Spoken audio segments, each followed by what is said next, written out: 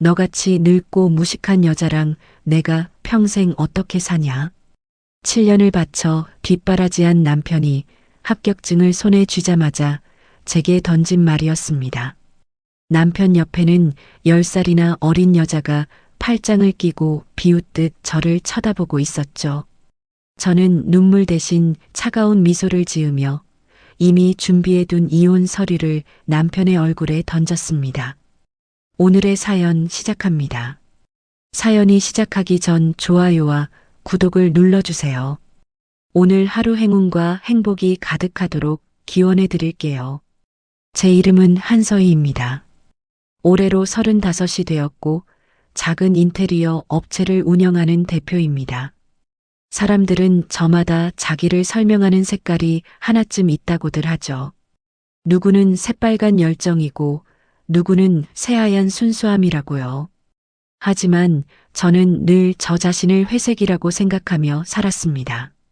검지도 희지도 않은 어디에 섞여도 표가 나지 않는 그런 색 말입니다. 어릴 적부터 저는 무엇 하나 특별할 게 없는 아이였습니다. 공부를 아주 잘하지도 그렇다고 못하지도 않았고요. 성적에 맞춰 어중간한 대학을 나왔고 졸업한 뒤에는 변변한 일자리를 구하지 못해 식당이며 카페며 닥치는 대로 일을 했습니다. 20 무렵에 저는 늘 마음 한구석이 텅 빈 채로 살았습니다. 그러던 어느 날 나라에서 지원해주는 무료 교육으로 웹디자인을 배우기 시작했죠. 밤을 새워가며 화면 속에 무언가를 만들어냈을 때 저는 처음으로 가슴이 두근거렸습니다. 내 손으로 만든 결과물이라는 게 그렇게 뿌듯할 줄 몰랐어요. 그 기술 덕분에 저는 큰 종합병원 홍보팀에 들어가 디자인 일을 맡게 되었습니다. 매일 아침 병원 로비를 지나며 저는 수많은 사람들을 보았습니다. 휠체어에 실려 들어오는 노인, 울음을 터뜨리는 보호자, 그리고 하얀 천에 덮여 나가는 누군가까지요. 그 로비에서 저는 깨달았습니다. 오늘 하루를 멀쩡히 살아있다는 것 자체가 얼마나 큰 특권인지를 말입니다. 회색 같은 제 인생도 살아있는 한 그 나름의 무게가 있다고 믿게 되었죠. 그 무렵이었습니다. 퇴근길에 자주 들르던 동네 도서관에서 한 남자를 보았습니다. 늘 같은 자리에 앉아 코피를 쏟으면서도 책에서 눈을 떼지 못하던 사람이요. 휴지로 코를 틀어막고도 펜을 놓지 않는 그 절박한 옆모습이 이상하게 제 가슴에 박혔습니다. 그게 민수였습니다. 저는 그날 이후로 그 사람의 자리에 가만히 음료수 하나를 놓아두곤 했죠. 며칠이 지나자 민수가 먼저 저에게 말을 걸어왔습니다. 저기요 아가씨, 매일 내 자리에 이 캔커피 아가씨가 놓고 가는 거 맞죠? 민수가 음료수 캔을 들어 보이며 멋쩍게 웃었습니다. 저는 괜히 가방끈만 만지작거리며 고개를 끄덕였습니다. 아, 네. 매일 코피까지 쏟으시면서 공부하시는 게 너무 힘들어 보여서요. 짠하기도 하고 기운 내시라고요. 하하고시 준비만 벌써 3년째입니다. 나이 먹고 부모님 등골이나 빼먹는 못난 놈이라서 집에서도 다들 혀를 차며 포기했거든요. 그런데 생판 남인 아가씨가 이렇게 따뜻하게 챙겨주시니 눈물 나게 고맙네요. 진짜 고마워요. 민수가 자주 하듯 입꼬리를 비틀며 말을 이었습니다. 그 눈빛이 어찌나 외롭고 막막해 보이던지요.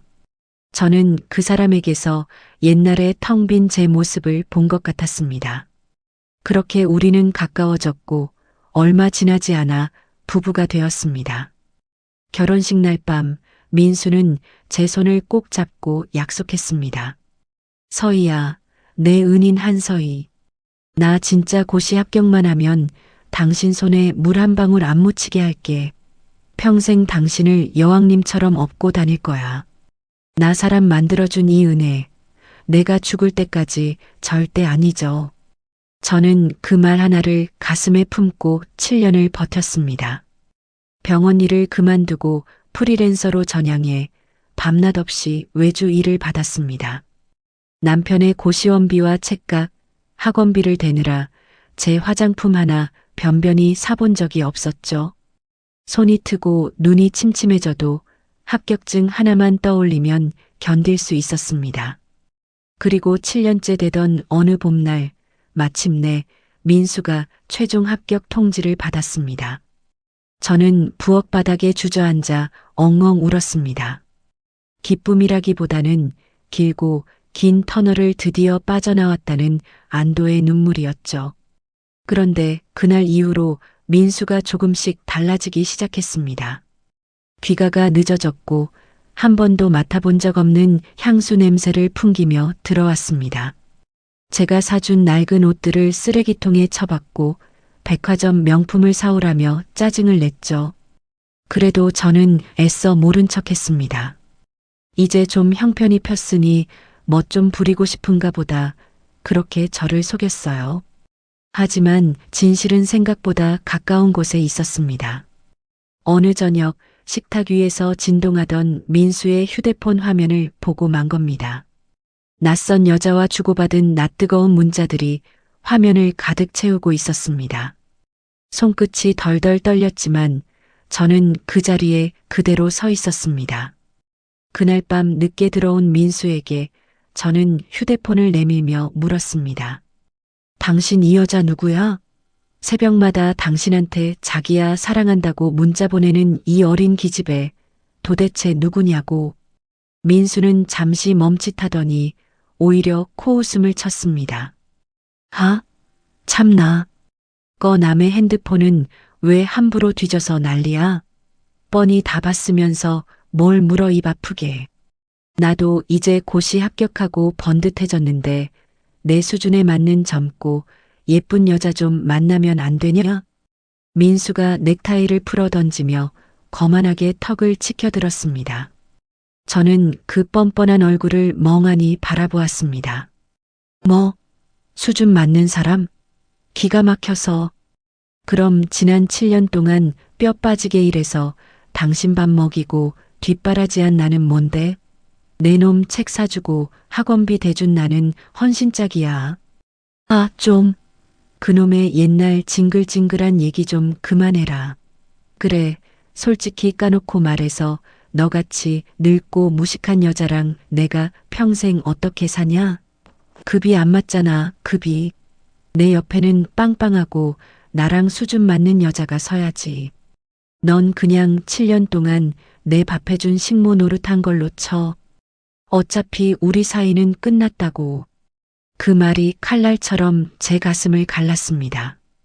7년의 세월이 제가 바친 청춘이 한순간에 쓰레기가 되어버린 기분이었죠. 저는 숨이 턱 막혔지만 신기하게도 눈물은 나오지 않았습니다. 병원 로비에서 수없이 보았던 그 죽음들이 제 안에서 차갑게 저를 붙잡았습니다. 여기서 무너지면 정말 끝이라는 걸 저는 알고 있었으니까요. 다음 날 아침 짐을 싸는 민수의 등 뒤에서 저는 봉투 하나를 꺼냈습니다. 야, 강민수. 잠깐 멈춰. 가기 전에 이건 받고 가야지. 저는 그 봉투를 민수의 발치에 툭 던졌습니다. 봉투 안에는 이미 작성해둔 이혼 서류와 그동안 모아둔 외도 증거 사진들이 들어 있었습니다. 민수가 봉투를 주워들고 내용을 확인하더니 얼굴이 벌개졌습니다. 너 이거 뭐야? 이혼 서류랑 사진들, 너 이거 언제부터 다 뒤통수 친 거야? 내 놈 몸뚱이에서 싸구려 여자 향수 냄새가 진동하던 그날부터다. 이 짐승만도 못한 놈아. 내가 바보 등신인 줄 알았니? 걱정 마. 너같이 더러운 인간이 주는 위자료 10원 한 장 안 받을 테니까. 퇴. 당장 내 집에서 꺼져. 민수는 어이가 없다는 듯 서류를 구겨쥐었습니다. 기가 막혀서. 야, 한서희.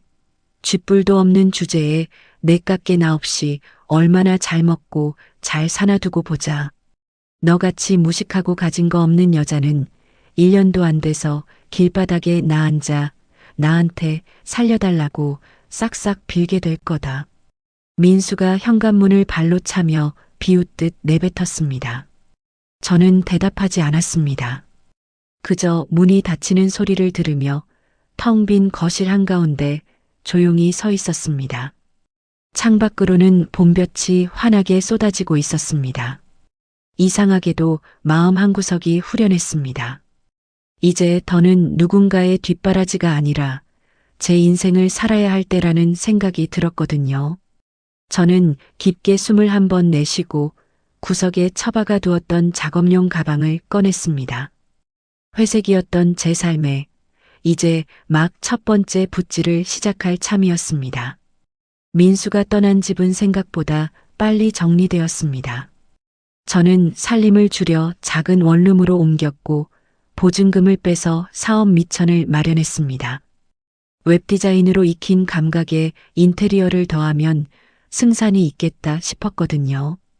그렇게 저는 간판도 변변이 없는 작은 인테리어 업체 하나를 차렸습니다. 직원이라곤 저 하나뿐인 1인 회사였죠. 낮에는 현장에서 먼지를 뒤집었으며 타일을 나르고 페인트를 칠했습니다. 밤에는 좁은 책상에 엎드려 도면을 그리고 견적을 짰고요. 손톱 밑은 늘 시멘트 가루로 까맣게 물들어 있었습니다. 그러던 어느 날 민수의 소식을 인터넷에서 우연히 접했습니다. 상간녀와 함께 찍은 사진들이 버젓이 올라와 있었죠. 번쩍이는 오피스텔 거실에서 두 사람은 명품 가방을 들고 환하게 웃고 있었습니다. 사진 아래에는 이런 글이 달려 있었습니다. 버릴 건 버려야 새 인생이 열린다. 그런 비아냥이었죠. 저를 두고 한 말이라는 걸 저는 단번에 알아챘습니다. 손끝이 잠시 떨렸지만 저는 곧 휴대폰을 엎어두었습니다. 그날 저녁 모르는 번호로 문자 한 통이 왔습니다. 명품 가방 사진과 함께였죠. 아줌마, 이거 사줘서 고마워요. 민수 오빠가 아줌마 덕분에 형편 폈다던데. 상간녀 유리였습니다. 저는 그 문자를 한참 들여다보았습니다. 손가락이 답장을 누르려다 멈췄습니다. 저는 답장 대신 그 문자를 그대로 갈무리에 두었습니다. 언젠가 쓸모가 있을 거라는 직감이 들었거든요. 그리고 휴대폰을 가방 깊숙이 넣고 다시 도면 위로 고개를 숙였습니다. 지금 제가 할 수 있는 건 화내는 게 아니라 일을 하는 거였으니까요. 며칠 뒤 저는 작은 카페 인테리어를 맡게 되었습니다. 첫 정식 계약이었죠. 저는 그 작은 현장에 제 모든 것을 쏟아부었습니다. 남들이 대충 넘기는 마감 하나하나까지 손으로 매만졌습니다. 타일 줄눈 하나가 비뚤어지면 다 뜯어내고 다시 붙였죠. 카페 사장님이 그런 저를 보고 고개를 갸웃했습니다. 이 정도면 충분한데 뭘 또 뜯어요. 비용도 안 나올 텐데. 저는 무릎을 꿇고 줄눈을 매만지며 대답했습니다. 제 이름 걸고 하는 일이라서요. 어차피 할 거면 제대로 해야죠. 사장님은 그런 저를 한참 바라보더니 주변 상인들에게 제 소문을 내주었습니다. 정직하게 일하는 인테리어 업체가 있다고요. 그렇게 입소문이 조금씩 퍼지기 시작했습니다. 작은 가게들이 하나둘 저를 찾아왔고 저는 밤잠을 줄여가며 일했습니다. 통장에 적은 돈이나마 쌓여가는 걸 보며 저는 비로소 숨을 돌렸습니다. 그러던 어느 밤 민수에게서 전화가 걸려왔습니다. 받지 말까 했지만 저는 통화 버튼을 눌렀습니다. 여보세요. 야, 너 요즘 인테리어인지 뭔지 한다며. 그게 사업이라고 할 수 있냐? 민수가 술에 취한 듯 혀 꼬인 소리로 비웃었습니다. 먼지나 마시면서 잡부 노릇하는 게 부끄럽지도 않냐? 그냥 곱게 식당이나 가지. 저는 전화기를 귀에서 살짝 떼었습니다. 예전 같으면 가슴이 무너졌을 말이었지만 이상하게 아무렇지도 않았습니다. 걱정해줘서 고맙네. 근데 너야말로 괜찮아. 뭐? 합격하고 거만 떨다가 윗사람들 눈밖에 났다는 소문 나도 들었거든. 전화기 너머에서 잠시 정적이 흘렀습니다. 제가 들은 소문은 사실이었습니다. 민수는 합격의 자만에 빠져 직장에서 선배들을 무시하고 거들먹거린다고 했죠. 겸손할 줄 모르는 사람의 끝이 어떤지 저는 병원 로비에서 충분히 보았습니다. 너 지금 나 가르치는 거야. 무식한 게. 민수가 발끈하며 목소리를 높였습니다. 가르치는 거 아니야. 그냥 사실을 말한 거지. 저는 담담하게 말을 이었습니다. 그리고 한 가지만 부탁할게. 앞으로 술 마시고 전화하지 마. 시간 아까우니까. 저는 그대로 전화를 끊었습니다. 손끝이 약간 차가웠지만 마음은 오히려 단단해졌습니다. 민수가 비웃을수록 제 안에서는 무언가 더 또렷해졌습니다. 언젠가 저 사람이 제 앞에서 고개를 들지 못할 날이 올 거라는 확신이었죠. 저는 그 마음을 입 밖에 내지 않고 가슴 깊이 묻었습니다. 대신 책상 위에 쌓인 도면들을 다시 펼쳤습니다. 다음 날 새벽 저는 누구보다 일찍 현장에 나갔습니다. 찬 새벽 공기 속에서 안전모를 눌러쓰고 줄자를 손에 쥐었습니다.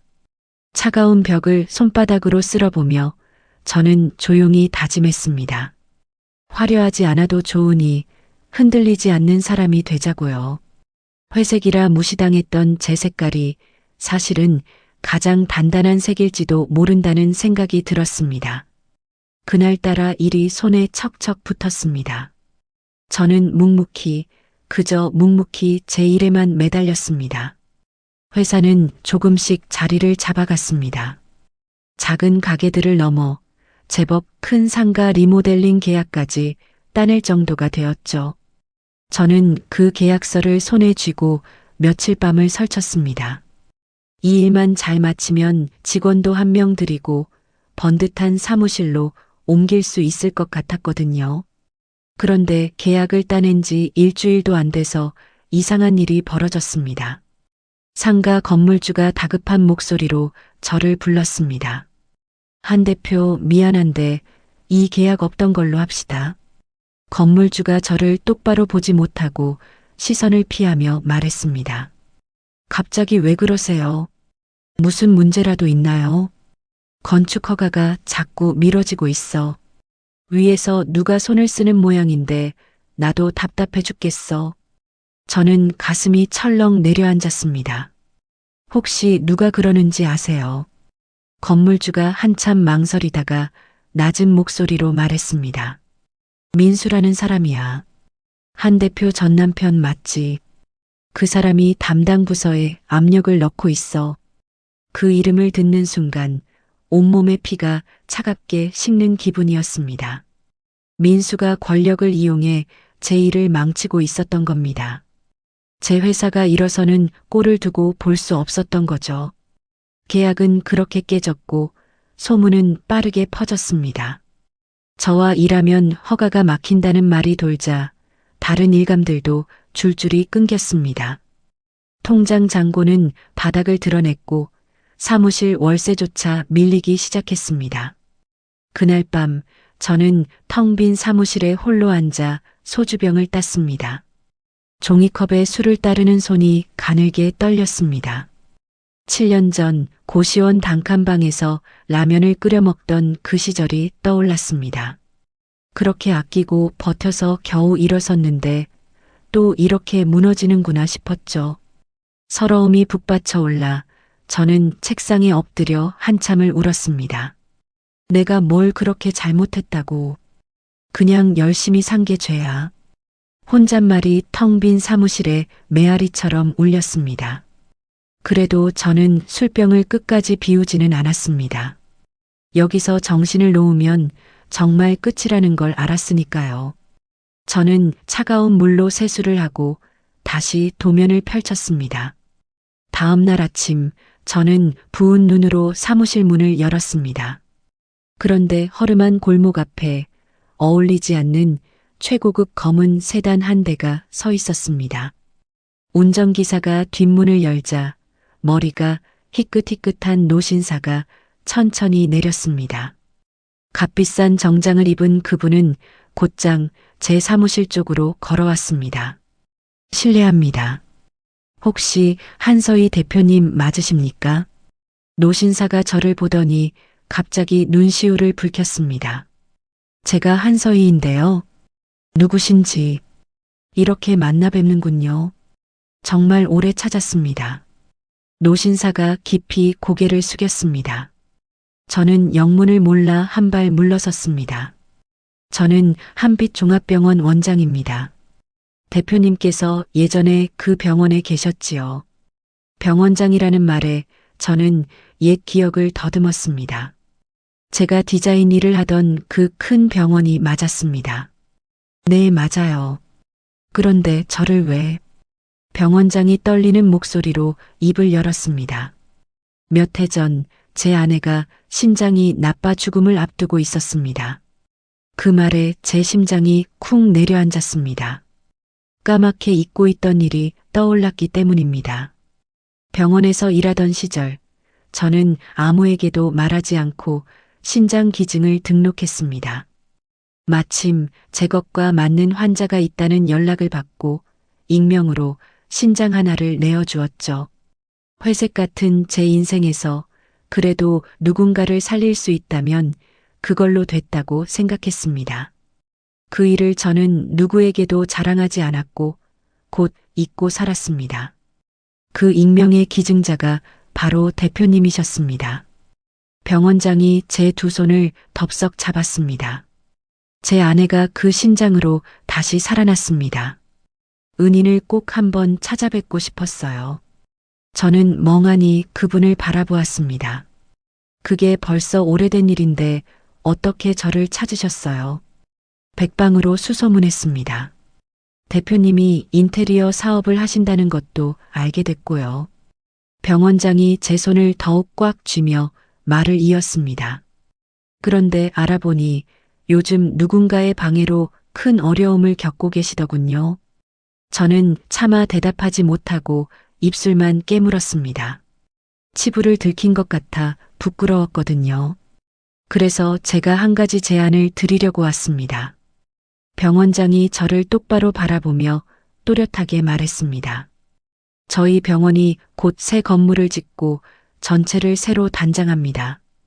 그 일을 전부 대표님께 맡기고 싶습니다. 저는 제 귀를 의심했습니다. 네. 그게 보통 큰 공사가 아닐 텐데요. 수십억이 넘는 일입니다. 하지만 저는 대표님이라면 믿을 수 있습니다. 병원장이 미소를 지으며 고개를 끄덕였습니다. 은혜를 베푸시는 게 아니에요. 저는 정직하고 실력 있는 사람을 찾는 겁니다. 저는 한참 동안 말을 잇지 못했습니다.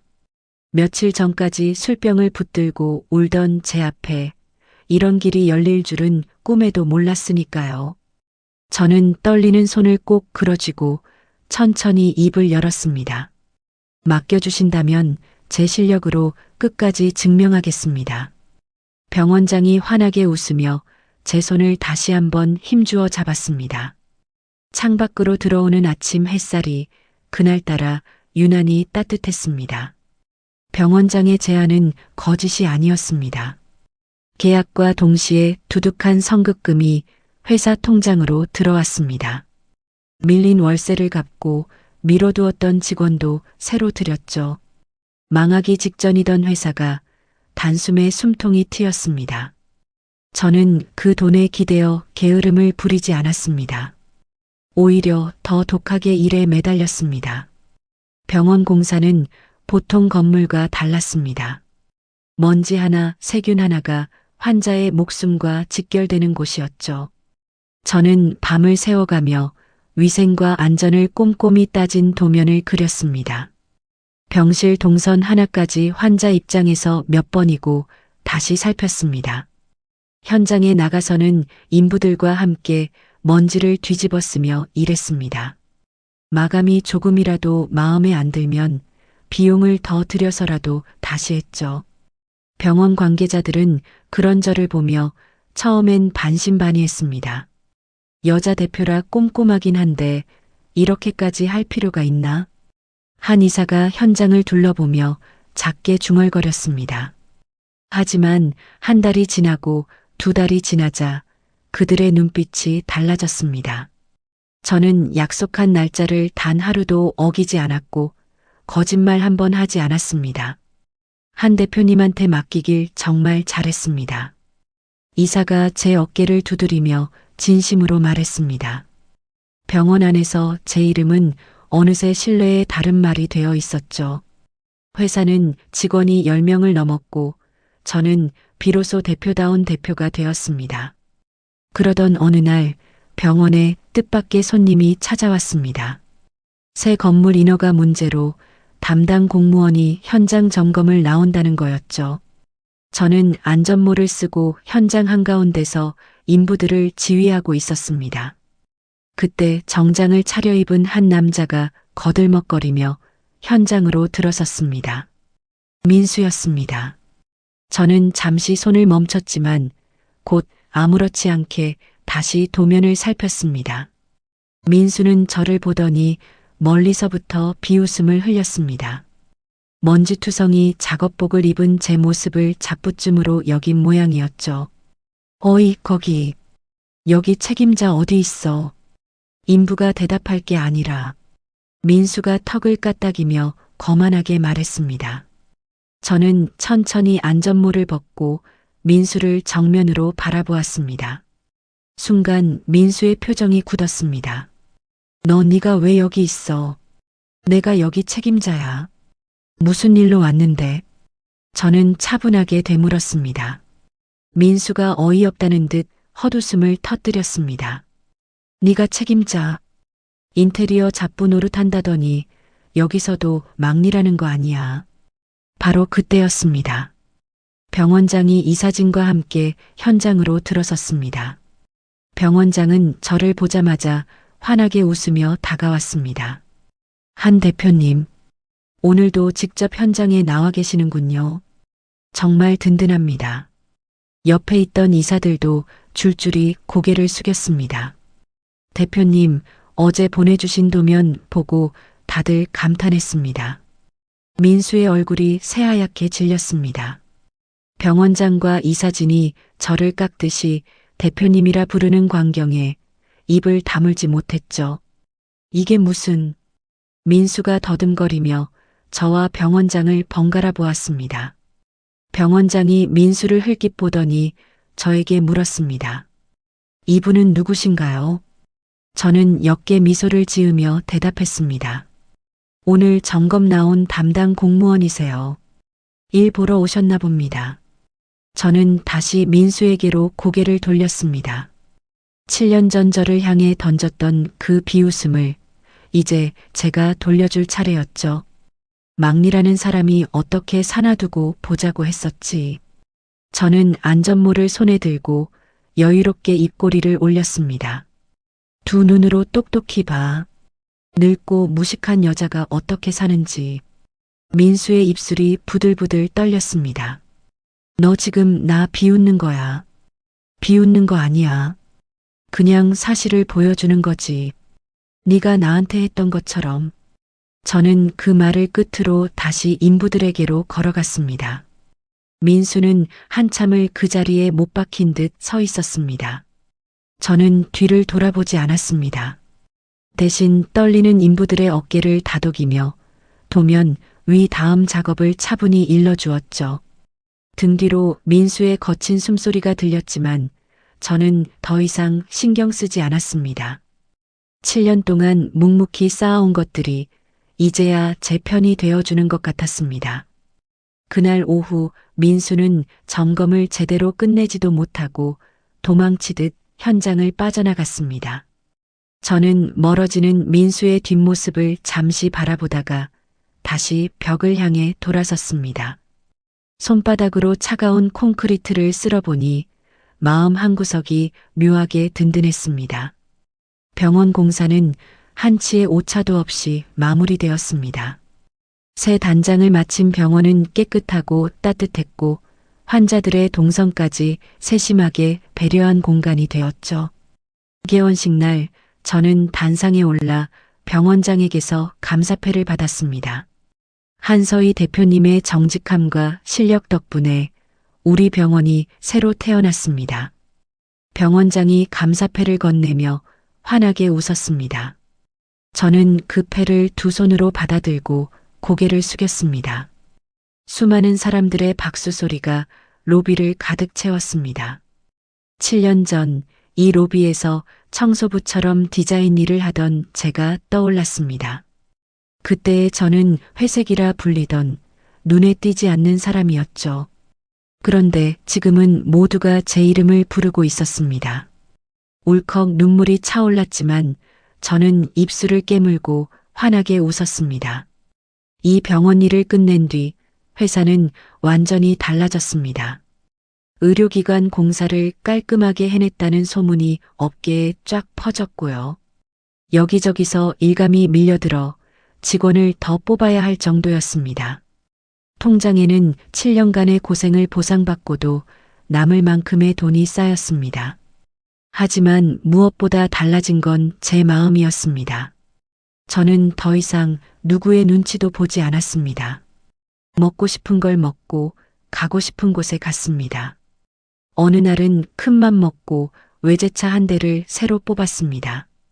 7년 동안 화장품 하나 못 사던 제가 이제 제 손으로 번 돈으로 차를 샀죠. 운전석에 앉아 핸들을 잡았을 때 저는 조용히 미소 지었습니다. 그날 오후 저는 오랜만에 백화점에 들렀습니다. 예전 민수가 가자고 졸랐던 바로 그 명품관이었습니다. 저는 천천히 매장을 둘러보며 마음에 드는 가방을 골랐습니다. 그런데 옆 계산대에서 익숙한 목소리가 들려왔습니다. 왜 안 돼요? 다시 한번 긁어봐요. 상간녀 유리였습니다. 유리는 점원 앞에서 얼굴이 벌개진 채 카드를 내밀고 있었습니다. 손님 한도가 초과되어서 결제가 안 됩니다. 점원이 난처한 표정으로 카드를 돌려주었습니다. 유리가 입술을 깨물며 가방을 내려놓다가 문득 저와 눈이 마주쳤습니다. 순간 유리의 얼굴이 일그러졌습니다. 어머 아줌마, 여긴 어쩐 일이세요? 유리가 억지 웃음을 지으며 비꼬듯 말했습니다. 저는 점원에게 제 카드를 건네며 담담하게 대답했습니다. 가방 하나 사러 왔어. 마음에 드는 게 있어서. 점원이 제 카드를 받아들고 곧바로 결제를 끝냈습니다. 결제 완료되었습니다. 포장해 드릴까요? 유리의 얼굴이 더욱 굳어졌습니다. 무식한 아줌마가 이런 거 살 돈이 어디 있어요. 유리가 빈정대며 저를 위아래로 훑쳤습니다. 저는 가방을 받아들고 유리를 향해 옅게 웃었습니다. 민수가 사준 가방 사진, 나한테 자랑하던 거 기억나네. 그게 뭐 어때서요? 이제 그 가방값도 못 내는 모양인데 안 됐다. 저는 그 말만 남기고 매장을 빠져나왔습니다. 뒤에서 유리가 무어라 소리쳤지만 저는 돌아보지 않았습니다. 이제 그런 말 한마디에 흔들릴 제가 아니었으니까요. 차에 올라 시동을 거는데 마음이 잔잔한 호수처럼 고요했습니다. 저는 더 이상 회색인 제 과거를 부끄러워하지 않았습니다. 특별한 재능도 화려한 배경도 없이 그저 정직하게 살아온 시간이었죠. 그 시간들이 모여 지금의 저를 만들었다는 걸 알았으니까요. 한편 민수의 형편은 점점 더 나빠지고 있었습니다. 유리의 끝없는 사치를 감당하지 못해 민수는 위험한 일에 손을 대기 시작했습니다. 브로커들과 어울리며 뒷돈을 받았다는 소문이 돌았죠. 결국 직장에서 내부 감사가 시작되었다는 이야기까지 들려왔습니다. 리베이트 수수 의혹으로 조사를 받는다는 거였습니다. 저는 그 소식을 전해 듣고도 별다른 감정이 들지 않았습니다. 고소하다기보다는 그저 올 것이 왔구나 싶었죠. 요행을 바라며 남의 것을 탐하던 사람의 끝이 어떤 모습일지 짐작이 갔으니까요. 그날 저녁 저는 직원들과 함께 늦은 회식을 했습니다. 저를 진심으로 따르는 직원들이 제 곁에 가득했습니다. 대표님 덕분에 저희도 떳떳하게 일합니다. 막내 직원이 잔을 들며 환하게 웃었습니다. 저는 그 잔을 마주치며 고개를 끄덕였습니다. 따뜻한 사람들 사이에서 저는 처음으로 제 자리를 찾은 기분이었습니다. 집으로 돌아오는 길, 저는 차창을 내리고 밤바람을 맞았습니다. 차가운 바람이 뺨을 스치는데도 마음만은 더없이 따뜻했습니다. 소소하지만 완벽한 행복이 바로 이런 거구나 싶었죠. 저는 핸들을 쥔 손에 가만히 힘을 주며 집으로 향했습니다. 행복은 오래가지 못했습니다. 어느 날 아침 저는 자극적인 제목의 기사 하나를 보고 손이 굳었습니다. 장기 매매로 맺어진 부패한 카르텔이라는 글자가 화면을 채우고 있었죠. 기사에는 제 회사와 한빛병원의 이름이 그대로 박혀 있었습니다. 제가 병원장에게 심장을 준 대가로 수십억짜리 공사를 특혜로 따냈다는 내용이었습니다. 저와 병원장이 부적절한 관계라는 추측까지 더해져 있었습니다. 저는 기사를 끝까지 읽으며 입술을 깨물었습니다. 이건 누군가 작정하고 만들어낸 거짓이었습니다. 그리고 그 누군가가 누구인지 저는 단번에 알 수 있었습니다. 기사가 나가고 며칠 뒤 제 사무실에 경찰과 감사실 직원들이 들이닥쳤습니다. 그들은 서류와 컴퓨터를 모조리 가져갔습니다. 직원들은 불안한 얼굴로 저를 바라보았습니다. 대표님, 저희 회사 정말 괜찮은 거 맞죠? 막내 직원이 떨리는 목소리로 물었습니다. 저는 애써 미소를 지으며 그 어깨를 다독였습니다. 걱정 마. 우리는 떳떳하니까. 다 지나갈 거야. 하지만 상황은 점점 나빠졌습니다. 진행하던 다른 공사 계약들이 줄줄이 취소되었습니다. 이미지가 나빠진 회사와는 일을 못하겠다는 거였죠. 며칠 만에 회사는 다시 벼랑 끝에 몰렸습니다. 그러던 어느 밤 모르는 번호로 전화가 걸려왔습니다. 받아보니 민수의 목소리였습니다. 오랜만이네. 요즘 회사 사정이 많이 안 좋다며. 민수가 비릿하게 웃으며 말했습니다. 저는 차갑게 되물었습니다. 내 짓이지. 그 투서 네가 한 거잖아. 증거 있어. 함부로 말하지 마. 민수가 시치미를 떼며 목소리를 깔았습니다. 근데 말이야, 내가 마음만 먹으면 너 완전히 끝낼 수도 있어. 무슨 소리야? 내 앞에 무릎 꿇고 내 회사 넘겨. 그럼 투서 취하해 줄게. 민수가 거만하게 내뱉었습니다. 안 그러면 너랑 그 병원장 둘 다 감방 갈 줄 알아. 저는 전화기를 꽉 쥐었습니다. 손끝이 차갑게 식었지만 머릿속은 오히려 또렷해졌습니다. 7년 전 무기력하게 당하기만 하던 제가 아니었으니까요. 저는 일부러 목소리를 떨며 대답했습니다. 제발 그것만은 안 돼. 회사는 내 전부야. 이제야 정신이 드나 보네.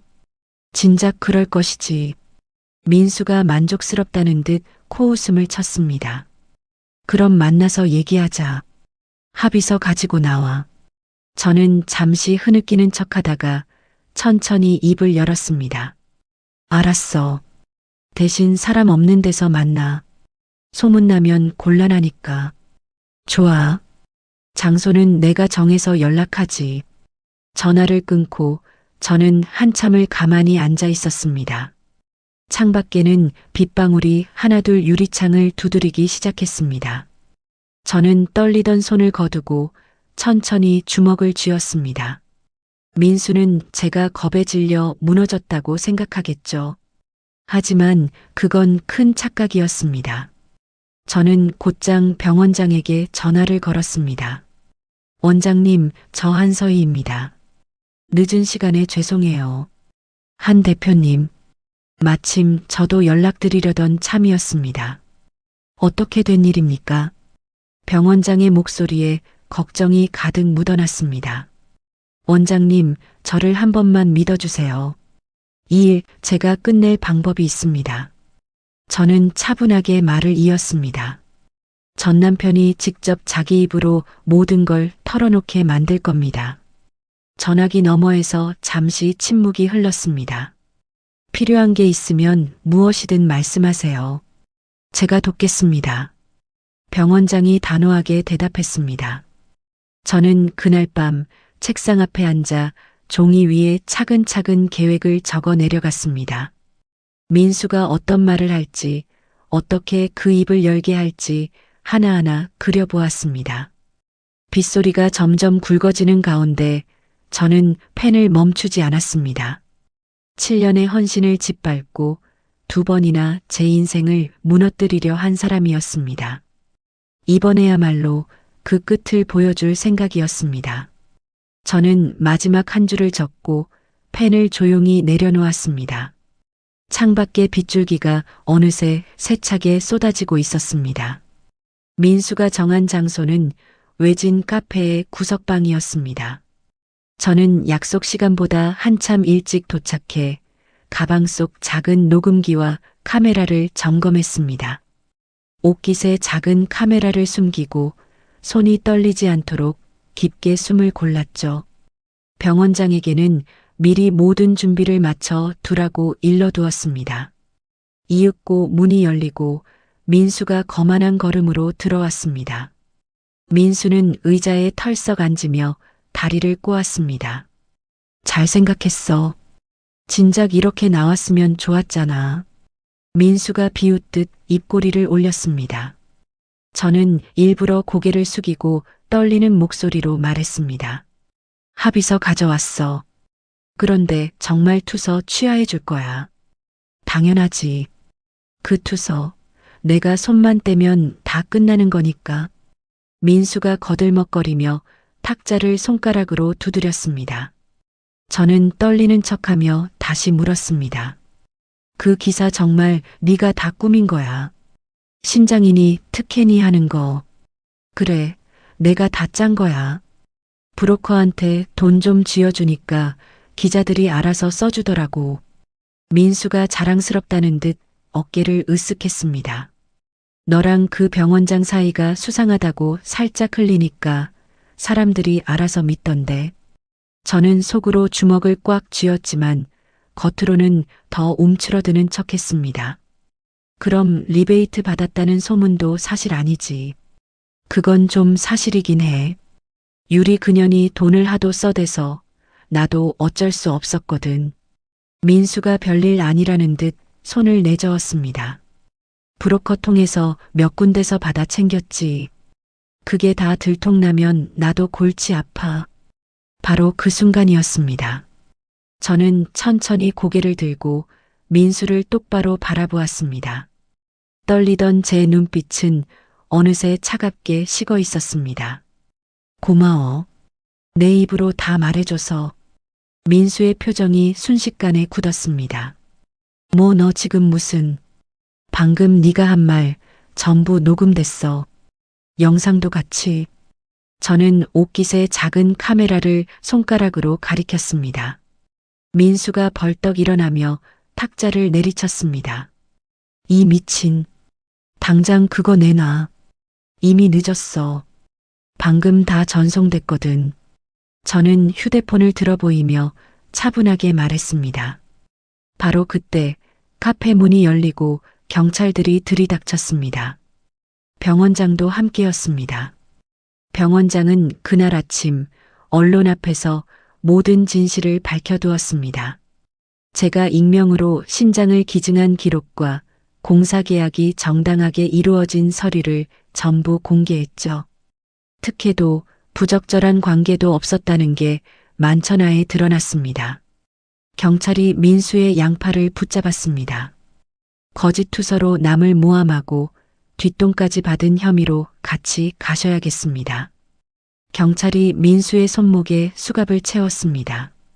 민수의 얼굴이 새하얗게 질렸습니다. 이거나 내가 누군 줄 알고. 다 오해야.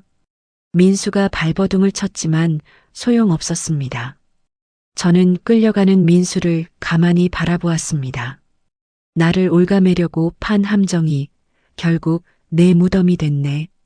민수가 저를 노려보며 이를 갈았습니다. 네가 감히 나한테 이래. 감히. 7년 동안 너 뒷바라지한 게 나야. 그런 내가 이러면 안 돼. 저는 더 이상 흔들리지 않는 목소리로 말했습니다. 이제 네가 한 짓 그대로 돌려받을 차례야. 민수는 경찰에게 끌려가면서도 발악했습니다. 유리한테 전화 좀 하게 해줘. 보석금 유리가 해줄 거야.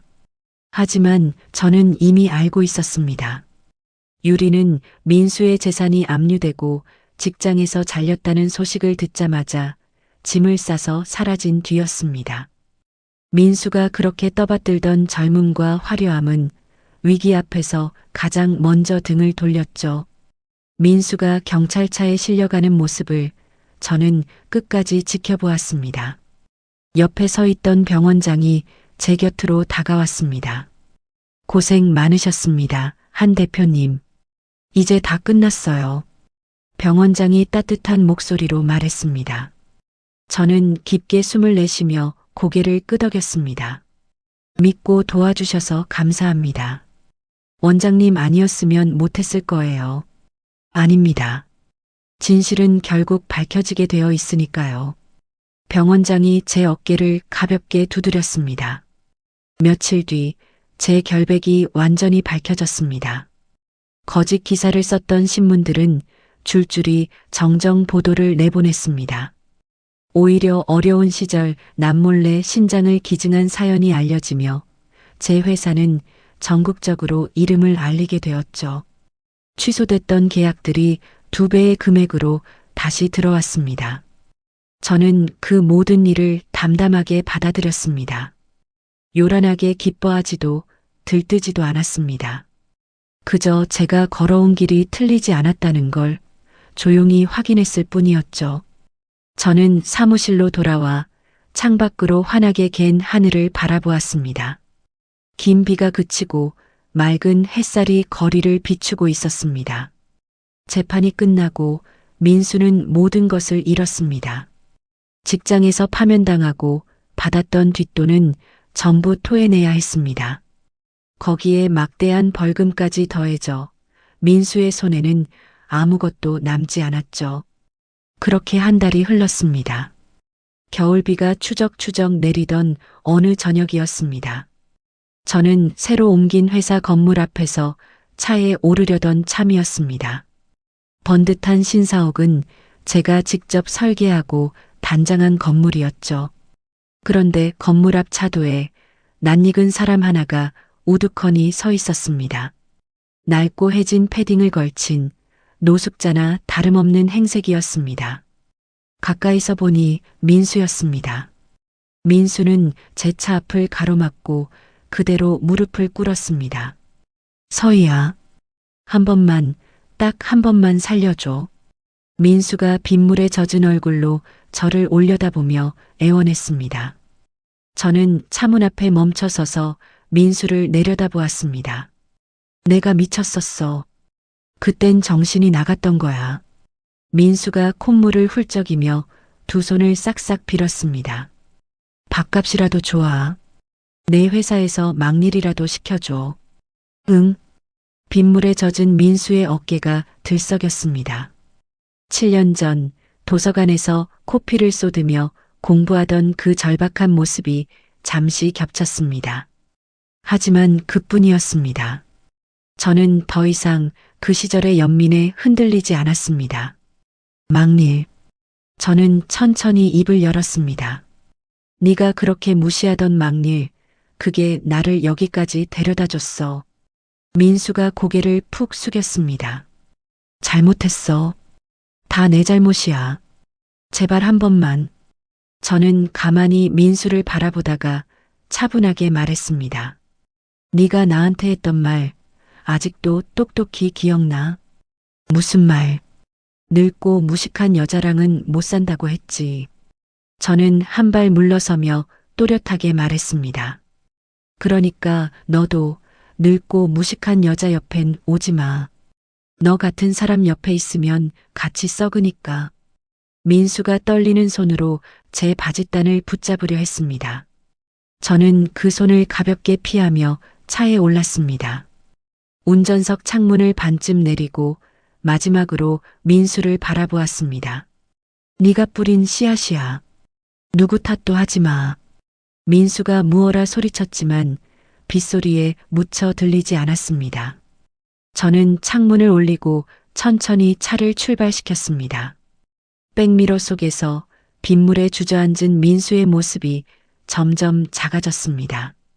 저는 더 이상 뒤를 돌아보지 않았습니다. 그날 이후 저는 다시 평온한 일상으로 돌아왔습니다. 회사는 날로 번창해 더 큰 현장들을 맡게 되었죠. 저는 여전히 새벽이면 안전모를 쓰고 현장에 나갔습니다. 먼지를 뒤집어 쓰고 도면을 펼치는 그 시간이 저는 여전히 좋았습니다. 직원들은 저를 따랐고 병원장은 든든한 친구가 되어 주었습니다. 저는 스스로를 대단한 사람이라고 생각하지 않습니다. 여전히 저는 흑도 백도 아닌 회색 같은 사람일지도 모릅니다. 특별한 재능도 화려한 배경도 없으니까요. 하지만 이제는 압니다. 묵묵히 정직하게 남의 것을 탐하지 않고 살아온 그 회색 같은 시간이 사실은 가장 단단한 힘이었다는 거요. 요행을 바라고 남을 짓밟은 사람의 끝은 결국 파멸이었습니다. 그리고 흔들림 없이 제자리를 지킨 사람은 끝내 무너지지 않았습니다. 어느 맑은 날 저는 새 현장으로 향하는 차 안에서 창문을 활짝 열었습니다. 따뜻한 바람이 차 안으로 밀려 들어왔습니다. 저는 핸들을 쥔 손에 가볍게 힘을 주며 혼자 작게 웃었습니다. 결국 선하고 정직한 사람이 이긴다는 것을 저는 제 인생으로 증명해냈습니다. 회색이라 불리던 제 삶이 이제는 그 무엇보다 또렷한 색으로 빛나고 있었습니다. 여러분, 오늘 이야기 어떻게 들으셨나요? 저는 흑도 백도 아닌 회색 같은 사람이었습니다. 특별한 재능도 화려한 배경도 없이 그저 묵묵히 정직하게 살아왔을 뿐이죠. 7년의 헌신을 짓밟히고 늙고 무식한 여자라며 버림받았을 때는 세상이 무너지는 것 같았습니다. 하지만 저는 그 자리에서 주저앉지 않았습니다. 남을 탓하며 시간을 흘려보내는 대신 제 두 손으로 다시 일어섰죠. 먼지를 뒤집어 쓰고 도면을 그리던 그 시간들이 결국 저를 가장 단단하게 만들어 주었습니다. 요행을 바라고 남의 것을 탐하던 사람의 끝은 결국 파멸이었고 흔들림 없이 제자리를 지킨 사람은 끝내 무너지지 않았습니다. 혹시 지금 누군가에게 무시당하고 억울한 일을 겪고 계신가요? 그렇다면 부디 잊지 마세요. 당신이 정직하게 걸어온 그 길은 결코 당신을 배신하지 않습니다. 결국 선하고 정직한 사람이 이긴다는 것을 저는 제 인생으로 증명했습니다. 오늘 이 이야기가 지친 누군가의 마음에 작은 위로가 되었기를 바랍니다. 이야기를 끝까지 들어주신 분이 계시다면 잘 들었다고 댓글 하나만 남겨주세요. 감사합니다.